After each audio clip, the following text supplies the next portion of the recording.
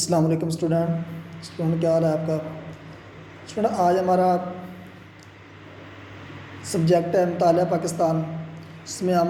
باب نمبر 1 پڑھیں گے اور سبق کا عنوان ہے بیٹا پاکستان کی نظریاتی اساس۔ کہ پاکستان کی نظریاتی اساس کیا ہے؟ اساس کا معنی ہے بیٹا بنیاد، کہ پاکستان کی نظریاتی بنیاد کیا ہے، نظریہ کیا ہے۔ نظریہ کیا ہے؟ نظریہ کے بارے میں آپ کو بتاؤں گا کہ نظریہ کیا ہے، نظریہ کس کو کہتے ہیں۔ لفظ نظریے کو انگریزی زبان میں آئیڈیالوجی کہا جاتا ہے، کہ لفظ نظریے کو انگریزی زبان میں، اردو میں ہم نظریہ کہتے ہیں اور انگریزی زبان میں نظریے کو آئیڈیالوجی کہا جاتا ہے۔ نظریے سے مراد ایسا ضابطہ یا پروگرام ہے جس کی بنیاد فلسفہ تفکر پر رکھی گئی ہو اور انسانی زندگی کے مختلف پہلو مثلاً سیاسی،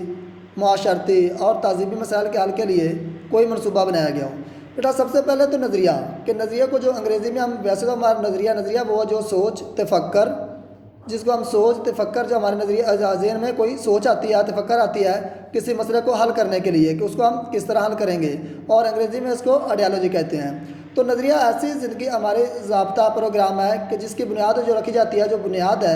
جو بیسک بنیاد ہے، جس کی بنیاد رکھی جاتی ہے وہ تفکر پر رکھی جاتی ہے اور انسانی زندگی کے مختلف پہلو پر، کہ انسانی زندگی کے مختلف کیا مسائل ہیں، اس میں وہ سیاسی، معاشرتی، اگر کوئی سیاسی مسائل ہے، معاشرتی مسائل ہے اور تہذیبی مسائل ہے، ان کو مسائل کو حل کرنے کے لیے مسائل کو حل کرنے کے لیے جو ہمارے ذہن میں نظریہ پیدا ہوتا ہے، جو ہمارے ذہن میں سوچ اور تفکر پیدا ہوتا ہے، اس کو آئیڈیالوجی کہتے ہیں اور اس کو نظریہ کہتے ہیں۔ واٹ انسائکلوپیڈیا کی روح سے نظریہ کیا ہے، نظریہ کی وہ تعریف کیسے کرتا ہے۔ واٹ انسائکلوپیڈیا نظریہ کی تعریف کرتا ہے کہ نظریہ سیاسی اور تمدنی اصولوں کا مجموعہ ہے جس پر کسی قوم یا تہذیب کی بنیادی استوار ہوتی ہیں۔ کہ واٹ انسائکلوپیڈیا اس کی تعریف اس طرح کرتے ہیں کہ نظریہ سیاسی اور تمدنی اصولوں کا مجموعہ ہے، کہ یہ سیاسی اور تمدنی اصولوں کا مجموعہ ہے، کہ جہاں کا رہن سہن اور سیاسی مسائل کے جو ہیں، ان جو مسائلوں کا ہے وہ مجموعہ ہے جس پر کسی قوم یا تہذیب کی بنیادی استوار ہوتی ہیں، کہ کوئی قوم یا تہذیب ان مسائلوں کو حل کرنے کے لیے ان کی یہ بنیادیں استوار ہوتے ہیں، بنیادیں رکھی جاتی ہیں۔ ڈاکٹر جارج براز کے الفاظ میں، ڈاکٹر جارج براز نظریہ کے بارے میں کیا تعریف کرتے ہیں؟ ڈاکٹر جارج براز کہتے ہیں کہ عام زندگی کا ضابطہ یا کوئی پروگرام جس کی بنیاد فکر و فلسفہ پر استوار ہو، آئیڈیالوجی کہلاتا ہے۔ کہ ڈاکٹر جارج براز یہ کہتے ہیں کہ عام زندگی کا ضابطہ، کہ عام زندگی کوئی ایسا ضابطہ یا کوئی پروگرام جس کی بنیاد فکر و فلسفہ، کہ زندگی کا کوئی بھی پروگرام ہو یا ضابطہ ہو یا کوئی بھی کام کرنا ہے فیوچر کے لیے، مستقبل کے لیے، تو اس کے جو ہمارے ذہن میں فکر اور فلسفہ ہوتا ہے، جو سوچ آتی ہے، جو خیالات آتے ہیں، تو ان خیالات کو اور ان سوچ کے استوار کو بنانے کے لیے ان کو ہم آئیڈیالوجی کہتے ہیں۔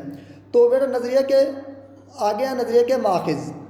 ماخذ کتنے ہیں؟ نظریے کے ماخذ 5 ہیں، جس میں نظریے کے ماخذ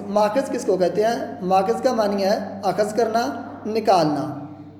نظریے کا ماخذ درج ذیل عناصر کی وجہ سے لوگوں میں نظریات کی تشکیل ہوتی ہے، کہ درج ذیل عناصر کی وجہ سے، ان عناصر کی وجہ سے لوگوں میں نظریات کی تشکیل، کہ نظریات سے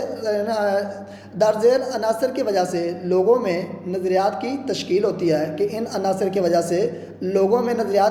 نظریات بنتے ہیں۔ جو یہ عناصر ہیں 5 کے مندرجہ جو 5 عناصر دیے گئے ہیں، نظریے کے جو 5 ماخذ ہیں، ان کی وجہ سے لوگوں میں نظریہ کی تشکیل پاتے ہیں، نظریہ اخذ ہوتے ہیں، نظریہ بنتے ہیں۔ سب سے پہلا نظریہ جو ماخذ ہے، نظریہ کا سب سے پہلا ماخذ مشترکہ مہذب، کہ اس سے کیسے بنتا ہے مشترکہ مہذب؟ کیسے کہ مہذب تمام لوگوں کا، جہاں پہ لوگ رہتے ہیں ان کا مہذب مشترکہ ہو، ایک مہذب ہو، تو ان سے نظریہ اخذ ہوتے ہیں۔ کہ مہذب محض چند عبادات کا مجموعہ نہیں ہوتا، بلکہ پوری معاشرتی زندگی پر گہرے اثرات رکھتا ہے۔ کہ مشترکہ مہذب ایسا ہے کہ صرف عبادات کا مجموعہ نہیں ہوتا، بلکہ وہ پوری معاشرتی زندگی پر اثر رکھتا ہے۔ کہ وہ صرف یہ نہیں کہ ہم جس معاشرے میں رہ رہے ہیں، کہ مہذب صرف ہمارا وہ کام کرتا ہے کہ ہم وہاں پہ اپنی عبادات کریں تو اس کا مجموعہ اس کو مہذب کرتے ہیں، نہیں، بلکہ پوری معاشرتی، کہ جس معاشرے میں ہم رہتے ہیں اس کی پوری جو زندگی ہماری ہے، اس کی پوری زندگی پر جو گہرے اثرات رکھتا ہے، اور اس میں ہمارا رہن سہن، چلنا پھرنا، کھانا پینا، جو ہمارے معاشرتی زندگی ہے، اس پوری زندگی پر جو گہرے اثرات رکھتا ہے وہ مہذب ہوتا ہے۔ ہر مہذب نے سماجی تعلقات کو محض نظریات کی روشنی میں استوار کیا ہے کہ ہر مہذب جو کوئی بھی مہذب ہے کہ وہ اسلام کا ہو کوئی اور مہذب ہو کہ اسے ہر مہذب نے محض نظریات کو کہ صرف نظریات کو روشنی میں استوار کیا ہے۔ تو مثلاً یورپ نظریہ عیسائیات کے تحت کہ جو یورپ کا نظریہ ہے وہ انہوں نے اپنے عیسائیات کے تحت، اور جاپان نظریات بدھ مت کے تحت، اور ہندو نظریہ ہندوازم کے تحت، اور مسلمان نظریہ اسلام کے تحت زندگی پر بسر کرنا چاہتے ہیں کہ ہر ملک کا ہر مہذب کے جو تعلقات ہیں وہ صرف نظریات کی روشنی میں استوار کیے جاتے ہیں، نظریات کی روشنی میں پیدا ہوتے ہیں، نظریات کی روشنی میں بنائے جاتے ہیں۔ کہ یورپ کے جو نظریات ہیں وہ عیسائی کے تحت، وہ عیسائی ہیں تو عیسائیت کے تحت بنائے جاتے ہیں، اور جاپان کے جو نظریات ہیں وہ بدھ مت ہیں تو بدھ مت کے تحت بنائے جاتے ہیں، اور جو ہندوؤں کے ہیں وہ ہندوازم ہیں تو وہ انہوں نے ہندوازم کے تحت ان کے نظریہ پیدا ہوتے ہیں، اور مسلمانوں کا نظریہ اسلام کے تحت زندگی بسر کرنا چاہتے ہیں۔ تو جیسے اب ہمارا مسلمانوں کا ہم مسلمان ہیں تو ہم اپنا جو ہمارا نظریہ وہ ہم اسلام کے تحت اپنی زندگی بسر کرنا چاہتے ہیں کہ ہماری جو پوری زندگی بسر ہو وہ اسلام کے تحت ہی زندگی ہماری بسر ہونی چاہیے، اور ہمیں اسلام کے اصول و قوانین پر زندگی بسر کرنی چاہیے۔ مشترکہ نسل، دوسرا عنصر اس کا ہے مشترکہ نسل۔ مشترکہ نسل سے مشترکہ نظریات جنم لیتے ہیں۔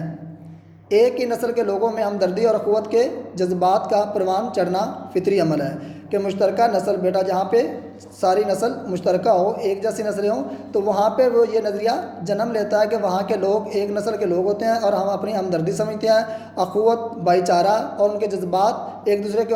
کے ساتھ جڑے ہوتے ہیں۔ تو یہ ان کا فطری عمل ہوتا ہے کہ جہاں پہ مشترکہ نسل ایک جیسی نسل ہوتی ہے وہ ان کا فطری عمل ہوتا ہے کہ ان میں نظریات جنم لیتے ہیں اور ان کی نسل اور ہمدردی کی وجہ سے وہ ایک دوسرے سے جڑے ہوتے ہیں۔ تیسرا عنصر ہے مشترکہ زبان اور رہائشی۔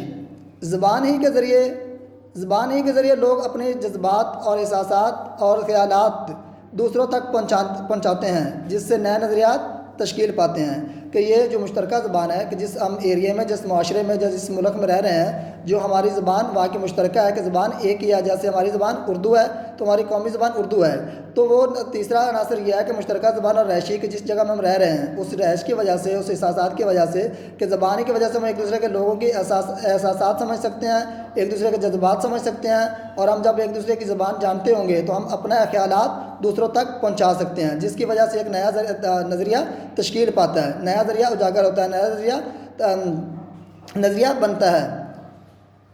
عنصر نمبر 4 مشترکہ سیاسی مقاصد کہ دور حاضر کی بیشتر قومیں اپنے مشترکہ سیاسی مقاصد اور سیاسی نظریات کی بدولت اپنی قومی زندگی کی بقا کے لیے آزاداری حاصل کرنے کی کوشش میں لگی ہوئی ہیں تاکہ وہ مضبوط قوم کا روپ دھار سکیں۔ تو جو مشترکہ سیاسی مقاصد ہے وہ یہ ہے کہ بیٹا جہاں پہ لوگ رہتے ہیں، جو ان کا سیاست ہوتی ہے، اگر ان کا مشترکہ کہ وہ ملتا جلتا مقاصد ہوگا، سیاسی مقاصد ہوگا، تو وہ قومیں اپنے نظریات کو ایک جیسا بنا کر ان کا نظریات ایک جیسے ہوں گے، ان کے تفکر، فلسفہ، ان کی سوچ و فکر ایک جیسی ہوگی، اور جب ان کی ایک سوچ و فکر ایک جیسی ہوگی، سیاست، نظریاتی مشترکہ سیاسی مقاصد ایک جیسے ہوں گے تو پھر وہ قومیں مضبوط ہوتی ہیں اور وہ قومیں ترقی کرتی ہیں۔ تو یہاں سے بھی جو مشترکہ سیاسی مقاصد کی وجہ سے بھی نظریہ جنم لیتا ہے، یہاں پہ بھی نظریہ بنتا ہے۔ عنصر نمبر 5 مشترکہ رسم و رواج، رہن سہن، جس جگہ پہ وہ انسان ہم رہ رہے ہیں وہاں کے ہمارے رسم و رواج کیسے ہیں۔ ہر دور میں نظریات کی تشکیل میں مشترکہ رسم و رواج کا بڑا عمل دخل رہا ہے۔ مشترکہ رسم و رواج کی وجہ سے